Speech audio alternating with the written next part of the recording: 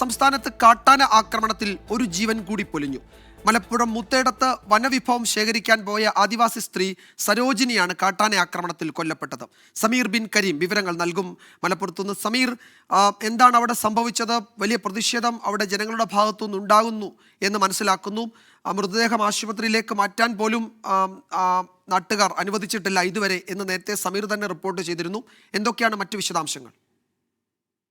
വിജയകുമാർ, ഇന്ന് 11 മണിയോട് കൂടെയാണ് കാട്ടാനയുടെ ആക്രമണത്തിൽ ഒരു ജീവൻ കൂടി പൊലിഞ്ഞിരിക്കുന്നത്. മലപ്പുറം മൂത്തേടത്ത് കാരപ്പുറം ഉച്ചക്കുളം ആദിവാസി ഊരിലെ സരോജിനി എന്ന് പറയുന്ന വീട്ടമ്മയാണ് ഈ കാട്ടാന ആക്രമണത്തിൽ കൊല്ലപ്പെട്ടിരിക്കുന്നത്. ഇവർ വനവിഭവങ്ങൾ ശേഖരിക്കാനും ഈ പോത്തിനെ മേയ്ക്കാനും ഒക്കെയായി വനത്തിലേക്ക് പോയതായിരുന്നു. അതിനിടയിലാണ് ഈ കാട്ടാനയുടെ ആക്രമണം ഇവർക്ക് നേരെ ഉണ്ടാകുന്നത്.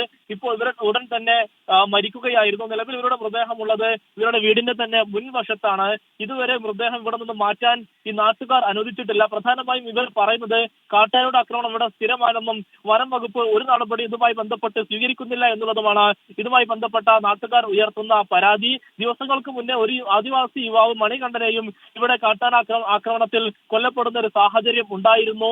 ഇതിലും വനം വകുപ്പ് ഒരു നടപടിയും സ്വീകരിക്കാത്തതാണ് നിലവിൽ ഒരു ജീവൻ കൂടി പൊലിയാൻ കാരണം എന്നുള്ളതാണ് ഈ നാട്ടുകാർ ചൂണ്ടിക്കാണിക്കുന്നത്. ഇതിനടിസ്ഥാനത്തിൽ ഇവർ ഈ DF ഉൾപ്പെടെയുള്ള ഉന്നത ഉദ്യോഗസ്ഥർ എത്തിക്കഴിഞ്ഞാൽ മാത്രമേ മൃതദേഹം ഇവിടെ നിന്ന് മാറ്റാൻ അനുവദിക്കൂ എന്നുള്ളതാണ് നിലവിൽ ഈ നാട്ടുകാരുടെ നിലപാട്. അതുകൊണ്ട് തന്നെ മൃതദേഹം ഇവിടെ എത്തി നിലവിൽ പ്രതിഷേധം നടന്നുകൊണ്ടിരിക്കുകയാണ്. ആംബുലൻസും ഇവിടെ എത്തിയിട്ടുണ്ടെങ്കിലും ഈ മൃതദേഹം മാറ്റാൻ ഇവർ അനുവദിച്ചിട്ടില്ല. ഒപ്പം തന്നെ പ്രദേശത്തെ രാഷ്ട്രീയ പ്രമുഖരും ഒപ്പം തന്നെ നാട്ടുകാരും ഒക്കെ തന്നെ തടിച്ചുകൂടിയിരിക്കുകയാണ്.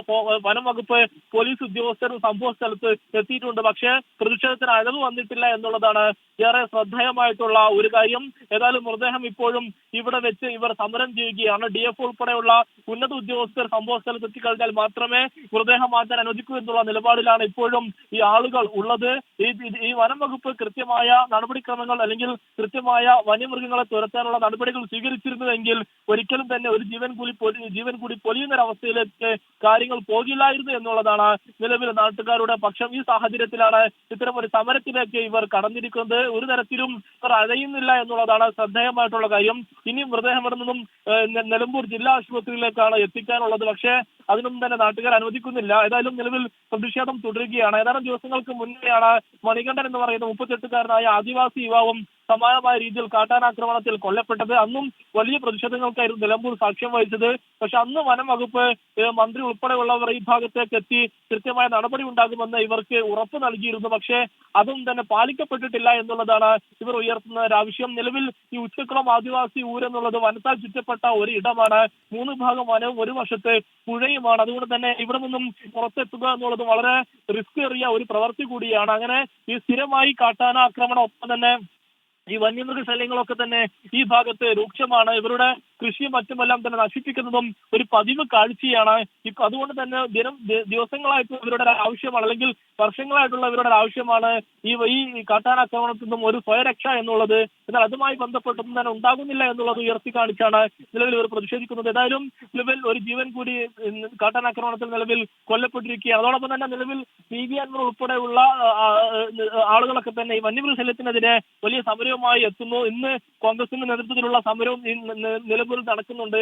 അതിനിടയിലാണ് ഇത്തരത്തിൽ ഒരു കാട്ടാനാക്രമണം കൂടി ഉണ്ടാകുന്നത് എന്നുള്ളതാണ് ഏറെ ശ്രദ്ധേയമായിട്ടുള്ള കാര്യം. ഏതായാലും വളരെ സങ്കടകരമായിട്ടുള്ള കാര്യം തന്നെയാണ് ഇത് ഉണ്ടായിരിക്കുന്നത്. വിജയകുമാർ, അല്ലെങ്കിൽ സമീർ, ഇത് വനം വകുപ്പ് ഉദ്യോഗസ്ഥർക്കെതിരെ വലിയ ഗുരുതരമായ ആരോപണങ്ങൾ ഈ മേഖലയിൽ ഉണ്ടായിരുന്നു. അപ്പോൾ ഈ വന്യമൃഗങ്ങൾ നാട്ടിലേക്ക് ഇറങ്ങുക അല്ലെങ്കിൽ ജനവാസ മേഖലയിലേക്ക് ഇറങ്ങുക, കൃഷി നശിപ്പിക്കുക, അത്തരം പ്രദേശങ്ങളിൽ വനം വകുപ്പിന്റെ ഇടപെടൽ ഫലപ്രദമല്ല എന്ന ആരോപണം നേരിട്ട ഒരു മേഖലയാണോ ഈ അപകടമുണ്ടായി, ഈ ആക്രമണമുണ്ടായ ഈ മേഖല? ഇപ്പോൾ മൂത്തേടത്ത് ആ സ്ഥലം അത്തരമൊരു പ്രദേശമായിരുന്നോ?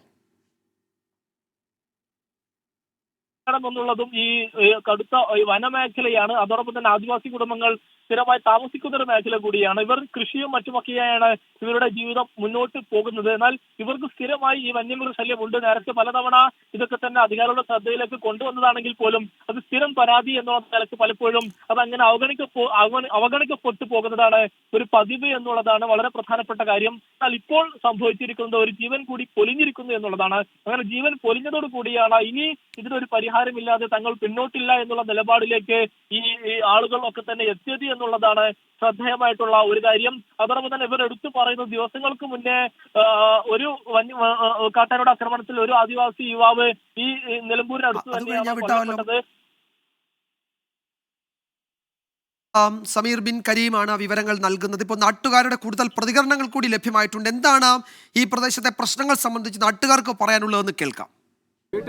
വീട്ടുകാരെ സമ്മതില്ല, കൊണ്ടുപോകില്ല. ഇവര് പോത്തിനെ കിട്ടാൻ പോയതാ, നാട്ടിൽ പോയതാ, ആക്രമിച്ചതാ. ഒറ്റക്കല്ല, കൂട്ടം ആൾക്കാരൊക്കെ ഉണ്ടായിരുന്നു, കൂടെ ഉണ്ടായിരുന്നു. ആന ഓടി വന്ന് ഉപദ്രവിച്ചിക്ക, ചവിട്ടി ഇതാക്കി കൊന്നിക്ക. വേറെ ആളുണ്ട്, ആൾക്കാരൊക്കെ കുറെ ഉണ്ട്. ഓടി രക്ഷപ്പെടുക്ക.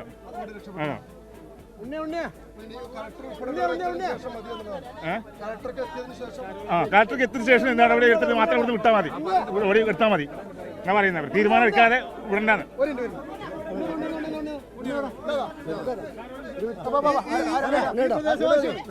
അപ്പുറം മുത്തേടത്ത് വനവിഭവം ശേഖരിക്കാൻ കാട്ടിലേക്ക് പോയ ആദിവാസി സ്ത്രീ സരോജിനിയാണ് കാട്ടാന ആക്രമണത്തിൽ കൊല്ലപ്പെട്ടത്. വലിയ പ്രതിഷേധം അവിടെ നാട്ടുകാർ, പ്രദേശവാസികൾ ഉയർത്തുന്നുണ്ട്. മൃതദേഹം അവിടുന്ന് മാറ്റാൻ അനുവദിച്ചിട്ടില്ല. DFOയും വനംവകുപ്പിലെ ഉന്നത ഉദ്യോഗസ്ഥരും കളക്ടറും ഒക്കെ എത്തട്ടെ, അതിനുശേഷം അവരുന്നയിച്ച പ്രശ്നങ്ങളിൽ പരിഹാരമുണ്ടാക്കിയ ശേഷം മതി തുടർ നടപടികളെന്നാണ് നാട്ടുകാർ പറയുന്നത്. പോലീസ് അതിൽ അവിടെ ഇടപെടലൊക്കെ നടത്തുന്നുണ്ട്. വിശദാംശങ്ങളാണ് സമീർ ബിൻ കരീം നൽകിയത്.